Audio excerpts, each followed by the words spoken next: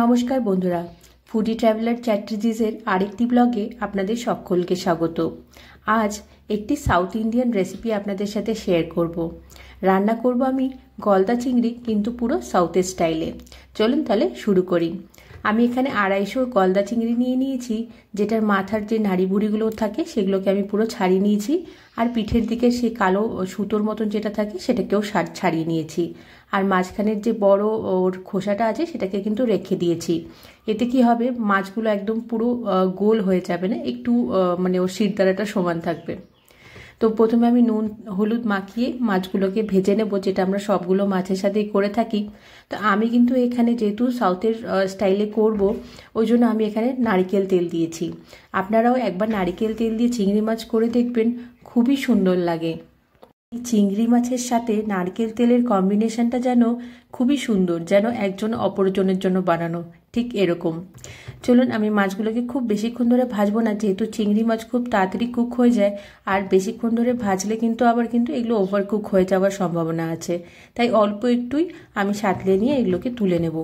অনেকে আবার এখানে কি করে জানেন, অনেকে কিন্তু আবার এই মাছগুলোকে ভাজেও না, ঠিক একদম গ্রেভি যখন হয়ে মানে যখন মশলা কষাবে ঠিক তখন দিয়ে দেয়, সেটিতেও নাকি খুব ভালো টেস্ট হয়। কিন্তু আমি একটু মাছগুলোকে ভেজে নিই। এই আমার সেকেন্ড রাউন্ডের মাছও প্রায় ভাজা হয়ে গেছে। এবার আমি মাছগুলোকে তুলে নেব। এখানে 250 মাছের মধ্যে আমার 9টা পিস উঠেছিল। এবার ওই তেলের মধ্যে কিন্তু আমি আরেকটু নারকেল তেল দিয়ে দিলাম।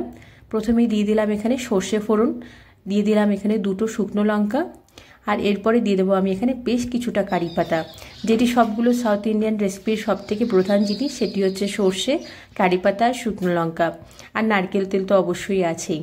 এবার একটু কিছুটা ফোড়নটা ভালো করে হয়ে গেলে আমি এর মধ্যে কিন্তু পেঁয়াজটা গ্রেট করে দিয়েছি। আমি এটাকে মিক্সিতে পেস্ট করিনি, বা এটাকে কিন্তু আমি কুচিও করিনি, আমি গ্রেট করে নিয়েছি।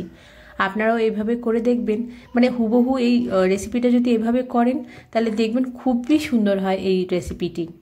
এবার পেঁয়াজটাকে আমি বেশ কিছুক্ষণ ধরে একটু ভেজে নেব, যতক্ষণ এটা একটু মানে ওর গন্ধটা যাচ্ছে। তারপরে এর মধ্যে দিয়ে দেবো আমি এখানে হলুদ গুঁড়ো। হলুদটা দিয়েও একটু ভালো করে নাড়াচাড়া করে নেব, আর তারপরেই আমরা কিন্তু এখানে দিয়ে দেবো আদা আর রসুন বাটা।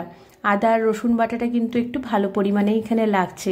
যেসব মশলা আমরা এখানে দেব, যেমন আদা রসুন বা টমেটো বা তারপরে যে মশলাগুলো দেব, সেটা কিন্তু একটু ভালো পরিমাণেই এখানে লাগছে। কারণ পরে যখন আমরা এর মধ্যে নারকেলের দুধ দেব, তখন যেন জিনিসটা আমার ফ্যাকাশে না হয়ে যায়, তাই জন্য রিচনেসটা কিন্তু একটু ভালোই রাখতে হবে। এরপরে আমি দিয়ে দিয়েছি এখানে 2টো টমেটোটা দেওয়ার পরে একটু নাড়িয়ে চাড়িয়ে এরপর আমি এখানে নুনটা দিয়ে দেবো, যাতে টমেটোটা আমার ভালো তাড়াতাড়ি গলে যায়। তাই আমি নুনটা এখানে দিয়ে দিলাম। এবার এটাকে কিছুক্ষণ আমি নাড়াচাড়া করে নিই। এবার আমি এখানে ঢাকাটা দিয়ে দেবো 30 থেকে 40 সেকেন্ডের মতন ঢাকাটা রেখে এরপর আমি ঢাকাটাকে কিন্তু আবার তুলে নিয়েছি, নাহলে আবার জিনিসটা লেগে যেতে পারে। দেখুন, আমার এখানে তেলটাও কিন্তু বেশ ভালোই আছে, তাই জন্য আমি আর এক্সট্রা করে মশলাগুলোকে জলের মধ্যে গুলে দিচ্ছি না। আমি এখানে দিয়ে দিলাম প্রথমে গোলমরিচের গুঁড়ো, অল্প একটু জিরের গুঁড়ো, একটু ভালো পরিমাণে ধনে গুঁড়ো, আর লাল লঙ্কার গুঁড়ো। এইগুলো কিন্তু খুব জরুরি, স্পেশালি যে গোলমরিচের গুঁড়োটা আছে সেটা কিন্তু খুব দরকার সাউথ ইন্ডিয়ান রেসিপির জন্য। এবার আবারও একটু ঢাকা দিয়ে রেখে দিয়েছিলাম। দেখুন কি সুন্দর তেল ছেড়ে দিয়েছে, রঙটাও এত সুন্দর এসছে, খুবই সুন্দর লাগছে দেখতে। এবার যেটা আমার মেন ইনগ্রিডিয়েন্ট, সেটা হচ্ছে আমি দিয়ে দেবো এখানে নারকেলের দুধ।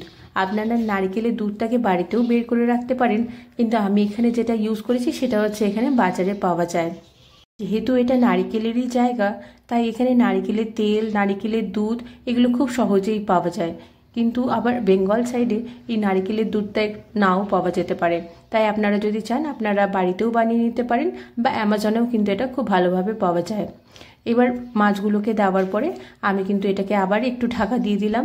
ঢাকা থেকে 1 মিনিট মতন ঢাকা দিয়ে নেব।